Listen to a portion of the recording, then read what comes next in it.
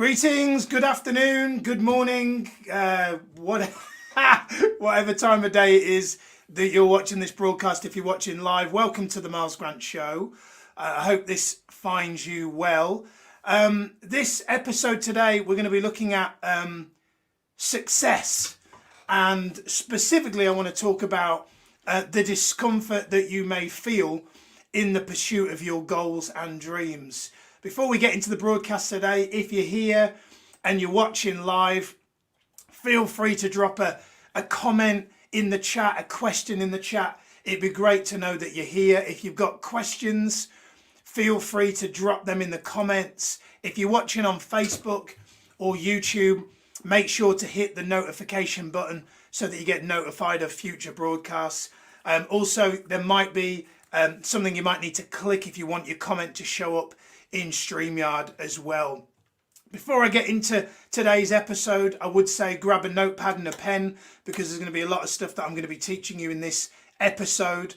By the way, full disclaimer, before we get into this episode, I want to kind of make it explicitly clear before we get into content. I'm probably not going to be teaching you anything new today. The way that it's taught might be new, but I'm not really going to teach you anything new today, and here's why. A couple of weeks ago, I got blessed with the opportunity to speak at my good friend Nick James's event in London, Wembley, in front of 350 people. And I started the talk by saying, I'm not going to teach you anything new. And I said, the reason why I'm not going to teach you anything new is because I believe that we are in a society, we're in a time in life where we are overloaded with information. We are inundated with information. You know, they call these things a smartphone, but I'm going to be brutally honest with you. A lot of the time, it's a dumb phone, because if you spend more than a few minutes scrolling through your phone, at any given moment, you are downloading millions of bits of information. All you got to do is scroll through Facebook, and you've seen, you know, someone's on holiday, someone's just got a no job, someone's passed their driving test, and it's too much. It's too much. Donna McGrath says, dumb phone. It is too much. So I'm here to make it explicitly clear. If you are here for new information, because you want to learn new stuff, then this is not the show for you, because this is not about more information. This is actually about taking away information. For those of you that don't know, I coach for a living. A lot of people don't know what a coach is. Well, here's a simple distinction. A lot of people get coaching and mentoring kind of mixed up. A mentor tells you what to do. So a mentor is a bit like a driving instructor who says, if you want to pass your test, do this, this, and this in this order, and you will, if you're anything like me, third time lucky, you'll eventually pass your test. A coach isn't like that. You see, what a coach does is it asks someone such as Donna a question and then leaves the space for Donna to answer that question from within.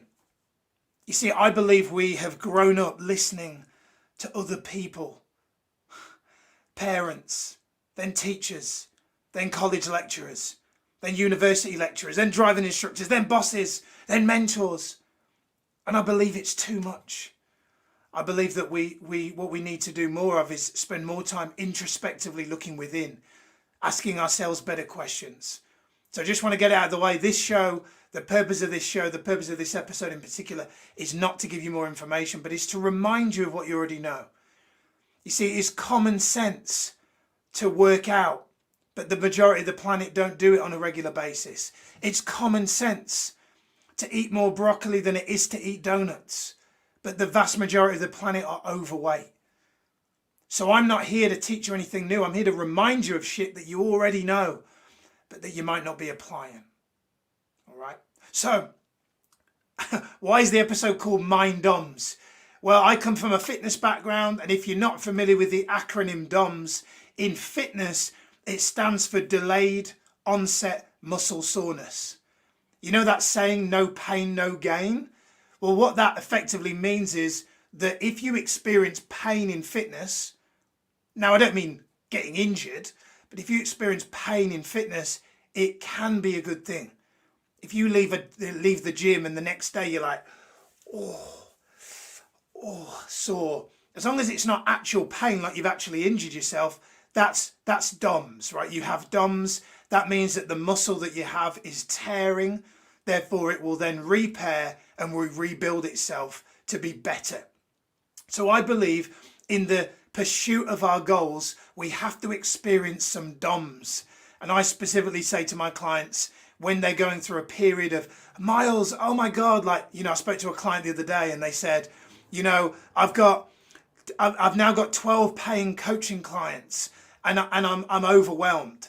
And I said, well, this is interesting, isn't it? Because 6 months ago, your biggest problem that you came to me with was that you didn't have any clients. And now you have a new problem.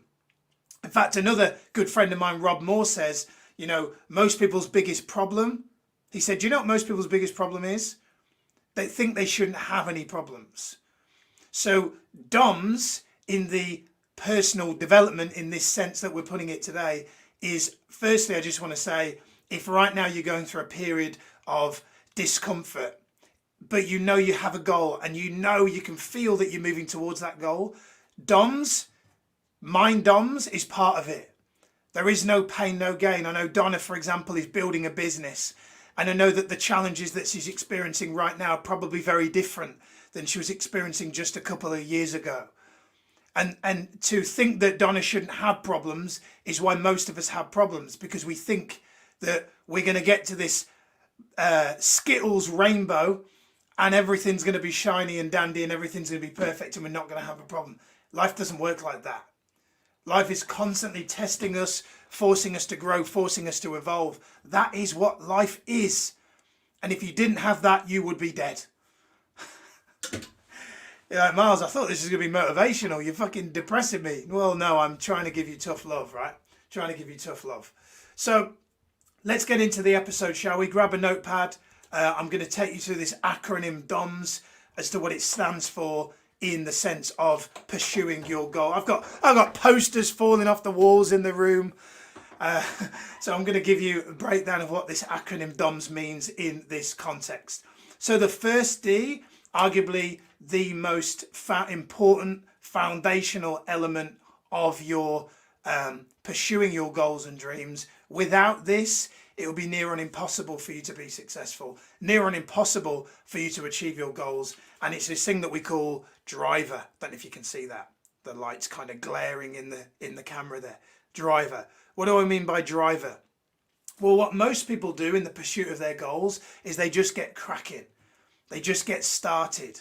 And there's nothing fundamentally bad with that. But the problem with just cracking on with your goals is that if you don't have a big enough driver, or if you don't have the right motive, you will find that you probably run out of steam or fuel. So what a lot of people do in the pursuit of their goals and their dreams is they want to know how they're going to do it. But Miles, I don't know how. Miles, I'd really love to make £1 million, but I don't know how. And here's the key thing I've learned is that without the right driver, any goal is near on impossible to achieve. But with the right driver, it makes it that much easier. Let me give you an example. If I said to you, I want to achieve £1 million, but I don't know how. Without the right motive, that's just an airy-fairy goal. It's a nice to have thing, right? I want to be a millionaire, nice to have. But if you then say to me, Miles, if I get news from a family member that they have a life-threatening illness and we need to fly them to the US for medical treatment and it's going to cost in excess, all the fees, all the travel, the back and forth, the appointments is going to cost close to £1 million. All of a sudden, that has new meaning as to why I have to make that money, because it's all of a sudden not about some aesthetic kind of nice to have materialistic possession based wanting £1 million. It has a very, very deep rooted reason. 15 months ago, if you were with me back at the start of COVID, my income went to zero. Presenting events, seminars all over hotels all over the country, business went to zero.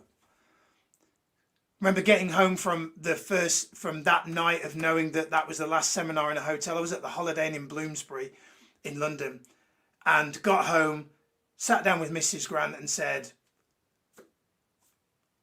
I don't know what we're going to do. And after a few days of kind of sulking, of thinking maybe we could just write it out on savings, I started to go to work on rebuilding. And within 103 days, I'd matched the income that was lost. Now, I don't tell you that to brag or to show off or to impress you, but I tell you that because I was like, fuck me. If I don't replace this income, we've just had Sage, she's 6 months old. Sattie's maternity leave is running low. Our savings will only last for a certain amount of time. If I don't make this fucking income, if I don't find a way to generate an income for this family, we're fucked. And so I went to town on every day, working sunrise till sunset, working like a dog to figure out how to replace that income. 103 days later, I did it. So if the situation right now isn't working for you, if there's an area of your life that isn't working for you right now, my challenge to you is you haven't spent enough time on why you must make that goal happen. And it is your inability to do that that will hold you back from achieving the goal that you want to achieve. So you've got to work on that. Number two, second, is what we call objective. Now, I would have liked the word perspective, but that wouldn't fucking fit in my DOMS acronym. So I had to go with objective, even though Queen's English probably isn't the right word, but fuck it. I don't care. It's my show. I'll do what I like. What do I mean by objective? Well, what I mean by objective is just the other day I was coaching clients and I said to them, give me a word that you've ever heard. If you're in Britain, if you're in England, maybe not actually, maybe just anywhere in Europe, give me a negative word that you've heard weather forecasters use about rain. And they were like miserable, glum, gloomy, horrible, all these negative words. And I said, isn't it interesting that the media uses words like that to describe rain? When if you were in Uganda, or forgive me if that's not the appropriate African country that would experience a drought, but if you were in a country such as Uganda that experiences low rainfall, rain would be the fucking solution to a famine. And so I believe that one of the biggest problems that a lot of people have who are trying to pursue a goal, but they're frustrated, they're tired, they're annoyed, they're like, why hasn't it happened yet? Is they have a lack of perspective. They're not being objective. They're not looking at the bigger picture, which is that there is always someone out there somewhere else who would give their right arm to be in the situation that you're in. There are people regularly on dinghies trying to get across the English Channel to get into England because this is seen as a lottery ticket to live here. Just the fact that you live in the UK means that you are in the top. Forgive me, I posted the other day that we're in the top 1% of countries in the world. And then I got some fucking idiot in my messenger saying, actually, Miles, you'll find that it's not the top 1%. I was like, fuck off. The point is, if you live in Britain, if you've got a roof over your head, if you can turn the light on and off, if you can turn a tap and fresh, clean water comes out that you can drink that isn't going to make you sick, you're fucking rich. And your inability to see that will see you not appreciate what you've already got, which means if you achieve what you want to achieve, you won't fucking appreciate it anyway. That was ranty, wasn't it? That was very ranty. Forgive me for that. In fact, no. Why am I saying that? That's an old pattern. Debbie Doherty's here. Wagwan. Don't know why I just said that to Debbie. She's from Scotland. We've got like the Eurovision Song Contest here. We've got Donna who's from Ireland. We've got Debbie from Scotland. Who else is here? If you're here live, don't be shy. Where are you from? Mandy Minka's in the house. That's a great name, isn't it? Mandy, it's like you're like a detective. Detective Mandy Minka here reporting for duty. I love it. Okay, the new. How's that, Debbie? The only word that I can say that sounds remotely Scottish is garden. The Scots say garden. That's a terrible impression. Anyway, I digress. I'm sorry. 3, Write this down. Third one, this is really critical. After that 103 days of replacing the income last year, I could feel that I was going to either stay the same or go backwards. There was something inside me, a few people cancelled, and I was starting to be like, uh-oh, things are not going as according to plan. My mind starts kicking in, and I start to get negative thoughts telling me, you know, can you keep this up? Can this last? You've put in this effort for 103 days, but what are you going to do now? Maybe you can relate to that. Maybe if you've ever had a voice in your head that's kind of told you, can you keep it going? You know, I'm not worthy, I'm not good enough. If you've ever had that and you're watching live, just put a 1 in the chat. Let me know if you can relate to that. If you've ever had that, put a 1 in the chat. So the thing that I did after 103 days is I made a decision, because there was a voice in my head that said, you're either going to go forwards or you're going to go back.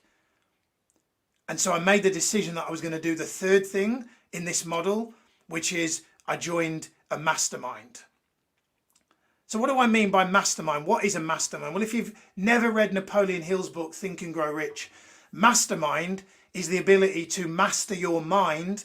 And the way to do that in the shortest possible way is to spend time with people who have already mastered their mind, aka people who've already achieved the thing that you haven't yet achieved.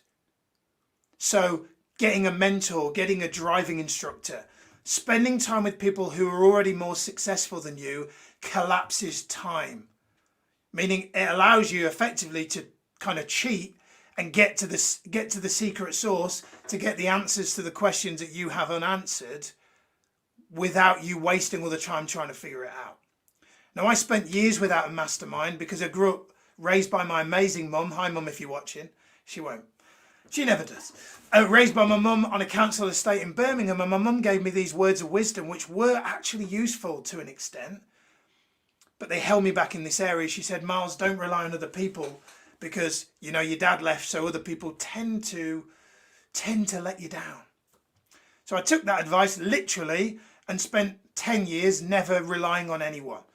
Didn't trust anyone, kept my guard up, kept my cards close to my chest, tried to just figure everything out for myself, became a coach, tried to figure it out for myself, bought courses, paid for shit I didn't need, tried to figure it out for myself. Eventually joined a mastermind, dipped my toes in it, didn't really fully play full out. Last year, spent close to £10,000 in a mastermind group, got a return on investment within 3 months, took my income from replacing that income to over 6 figures within 12 months. Again, not a brag, but I'm just here to tell you that who you spend time with really is who you become. Jim Rohn says, our lives are a direct reflection of the expectations of our peer group. If you spend time with 5 super fit, 6-pack ab, elite fitness people, you'll become the 6th one. If you spend time with 5 coaches who are already making a great living, who are already succeeding at a level that you could not possibly imagine, you will become the 6th one. But if you spend time with 5 complainer, whining, moaning motherfuckers, you will become the 6th one, right? So who you spend time with is who you become. Really key that you are aware of the fact that the people that you're around, your friends, might not be the people that are going to get you to the next level or get you to that great life that you aspire to have. There are, said with love, certain friends, family members of mine who I still speak to, but don't put in this 5 people bracket because they don't have the same level of ambition that I have. They don't have the same hunger and drive that I have and the people that I spend time with. And there's nothing wrong with that. I just choose to not spend as much time with them.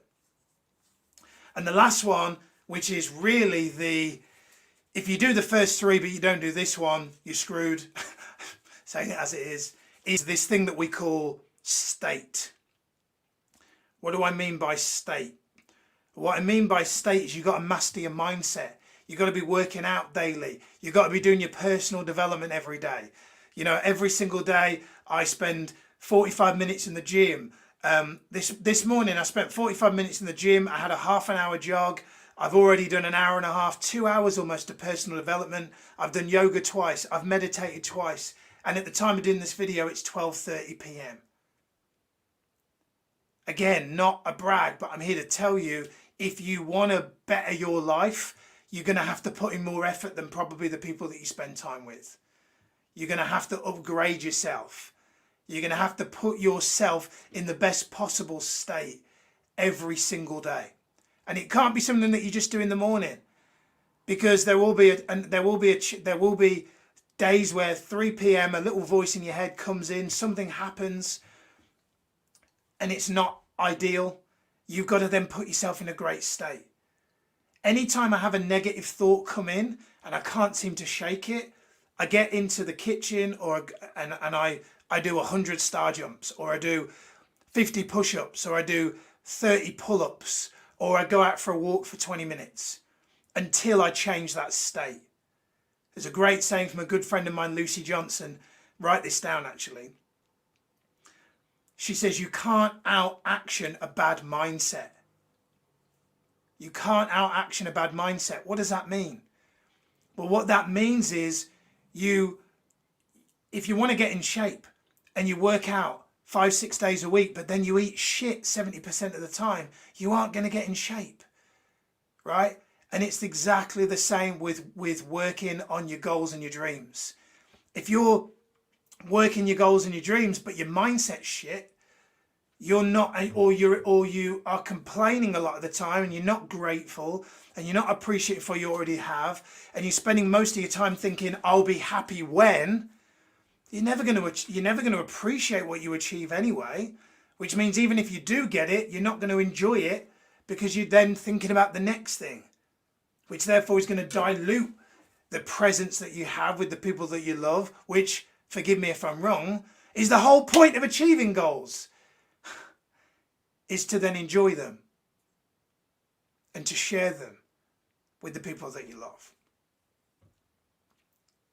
So manage your state. So just to recap, the 4 things to make sure that you are working every single day, to make sure that you know that even when the pursuit of success feels uncomfortable and you feel discomfort, you can know that DOMS of the mind are a good thing. And you know that if you do these 4 things, you will guarantee that you're making progress. Number 1 is driver. Make sure that you, Number 1 is driver. Make sure that you have the right motive and that you have a why that is big enough to keep you going even when things get tough. Number 2, objective. Make sure that you keep perspective and that you're appreciative and you're grateful and you recognize that someone else in the world has it a lot worse off, and that what you think is a problem is actually, in the grand scheme of life, compared to other people, really just a challenge. Number 3 is mastermind. Who you spend time with is truly who you become. Really important that you spend time with like-minded people that can help raise you up and vice versa. And number 4 is state. You've got to manage your mindset. You've got to master your state. You've got to be working out every day, meditating, doing yoga, looking after your physical body, eating the right foods, getting the right amount of sleep, listening to positive stuff, affirmations, podcasts, audios, things like this that remind you to keep moving forward in the pursuit of your goals and dreams. That's it. Miles Grant Show, over and out. If you have enjoyed the broadcast, if you're watching on YouTube, hit the subscribe bell to get notified of future episodes. If you're watching on Facebook, give me a share, tag a friend. If you are interested in becoming a certified performance coach, we have an upcoming training this Saturday. If you want to learn how to make an additional £2,000 to £5,000 a month, doing it in a way that is ethical, that is good for you, that is good for humanity, and makes a real difference in people's lives, come and join us on our free training, which we're running this Saturday. That's it. Miles Grant, over and out. See you next time. Peace.